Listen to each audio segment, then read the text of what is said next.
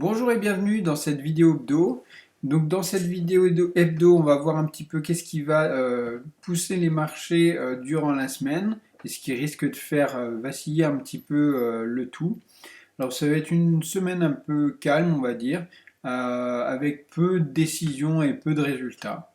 Mais quelques éléments importants. Donc lundi, aux États-Unis, il est permis de construire discours de la garde à 15 heures et à 16 heures les ventes de logements. Mardi à 16 heures, les confiances des consommateurs qui seront regardées de près pour être sûr que justement avant les fêtes, on ait toujours cette consommation qui revienne et qui soit là. 17 heures, discours de la garde qui a prévenu qu'un de ses enfants, un de ses fils d'une trentaine d'années, a tout perdu quasiment en tradant de la crypto, donc c'était assez marrant. Mercredi, en Europe, en Allemagne, l'IPC et le PIB aux États-Unis à 14h30. Les stocks de pétrole, bien sûr. Donc PIB qui sera revu un petit peu pour être sûr que tout se passe bien. On est toujours sur les États-Unis à 4,9 de PIB actuellement. Donc c'est un des seuls à pousser vraiment assez fort par rapport à tous les autres pays. Donc on s'attend toujours à avoir des données de cet ordre. Et bien sûr, si ça commence à descendre, là, ça va affoler les marchés. Jeudi, en Europe, en France, l'IPC, donc l'indice des prix à la consommation qui seront regardés de près, le PIB trimestriel, le PIB annuel, donc des éléments intéressants sur le CAC 40 qui pourront peut-être donner des éléments déclencheurs. Ensuite, à 9h55, les évolutions des nombres de chômeurs en Allemagne, l'IPC en Europe, le PCE Core aux États-Unis à 14h30. Pareil, la consommation sera regardée de près. 14h30, l'inscription hebdomadaire au chômage. À 14h30, Lagarde va encore parler. 16h, les promesses de logement. Et vendredi, 9h50 en France, les pays manufacturiers ainsi qu'en Allemagne à 9h55. Donc CAC 40 et DAX seront assez volatiles à cette période. À 12h30, discours de Lagarde. 16h, les PMI manufacturiers. Et à 17h, discours de Powell pour clore la semaine. Donc on peut remarquer que c'est une semaine relativement chargée avec des éléments qui vont ponctuer les marchés tous les jours. Donc soyez attentifs. Au niveau des graphiques, c'est assez simple, hein.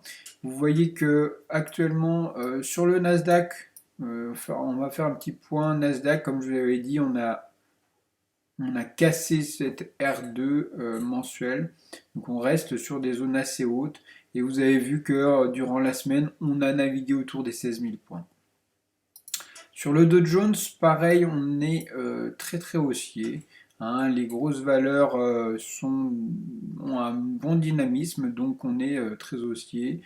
Sur les SP 500, alors là on est un petit peu à la traîne, enfin à la traîne, non, on est toujours bien haussier. Vous avez vu que tout est haussier ces derniers temps. On croit à un run de fin d'année, mais on est pourtant qu'en fin novembre. Donc pour l'instant, restez vigilants. Il y a des fortes chances qu'on ait un petit retracement si le PIB n'est pas satisfaisant, si l'indice des prix à la consommation, pareil, n'est pas satisfaisant. Il y a un petit retour à la réalité sur la R2 mensuelle qui peut arriver. Bon, les obligations d'État naviguent vers les 90 points. On est plutôt tendance baissière, qu'on va rattraper la tendance baissière qu'on avait précédemment. Sur le gold, on est toujours à ces seuils des 2000 points qui est un objectif de fin d'année, je pense. On va naviguer autour de ça, à part s'il y a des événements. Sinon, on se trouve bien sur les 2000 points actuellement. Et suite à cette grosse vague haussière, on va risquer de naviguer par là. Pour l'instant, on est toujours haussier sur cette valeur. Et voilà. Vite fait, l'euro-dollar qui est toujours dans cette phase d'ascension. On va certainement continuer la vague haussière, à part si on casse ce canal haussier, enfin cette droite de tendance haussière. Si on casse vraiment cette droite de tendance haussière, on pourra repartir en vente, mais pour l'instant, on est acheteur sur l'euro-dollar. Donc peut-être un 10 serait un niveau intéressant. Pour l'instant, on atteint carrément la R3, donc intéressant. Ethereum, pareil, on stagne sur les plus hauts. Pour l'instant, on n'a pas cassé le niveau que je vais signaler des 2130 points environ. Et pour l'instant, on est sur des zones très très hautes sur l'Ethereum et les investisseurs commencent à se poser des questions. Donc pour l'instant, ça peut être intéressant de mettre un stop un peu plus haut vers les 2150 et jouer des baisses, quoi, des shorts. Bon, le Bitcoin est plus haussier, lui, on reste toujours tout dans une tendance haussière, donc pour l'instant, rien d'exceptionnel. En termes d'actu, comme je vous disais, hein, l'actu c'est les États-Unis, le PIB. Le PIB qui est à 4,9 actuellement. On s'attend à une stagnation de ça, enfin rester sur des niveaux de 4,9. Quand on regarde l'historique, on est sur des niveaux vraiment hauts par rapport aux derniers mois où on était plutôt à 2,7, 2,6, 2,2. Bien sûr, dans l'actualité, un deuxième élément très important et porteur sur les marchés, ça va être le Black Friday et les résultats des ventes qui ont été réalisées durant cette semaine dernière. Donc, on va s'attendre à, pour l'instant, une légère retrait par rapport aux autres années.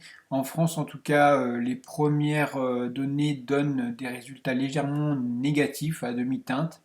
Alors on verra sur les États-Unis et les autres pays qu'est-ce que ça a pu donner, mais pour l'instant c'est à demi-mesure et c'est pas encore ultra satisfaisant, donc on pourra s'attendre à quelques retracements sur les marchés par rapport à ces données sur Amazon et d'autres gros secteurs du e-commerce.